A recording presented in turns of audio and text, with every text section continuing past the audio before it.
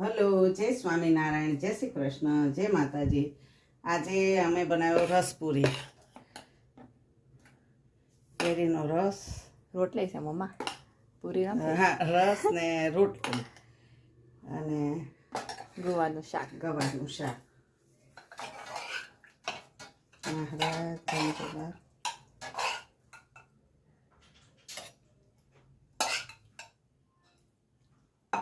ગવાનું શાક અને અમારા ભાઈને ભાવે રસ ભાત. મારા જાટું ભાત બનાવ્યા, ગરમ ગરમ રોટલી.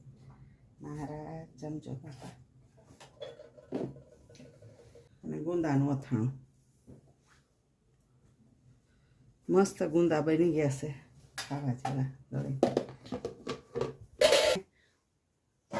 ખાટી કેરીના કટકા તૈયાર થઈ ગયા છે અને ગુંદા, પછી છુંદો. જેને ઓર્ડર કરવો હોય એ કરી દેજો. આમાં નંબર આપ્યો છે ડિસ્પ્લેમાં, એની ઉપર ફોન કરજો. સ્વામિનારાયણ. સ્વામિનારાયણ. જમો મહારાજ, રાજી રહેજો. દયાળુ છો તમે.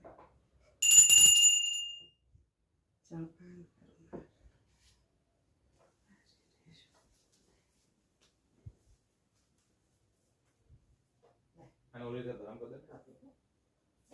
આટલું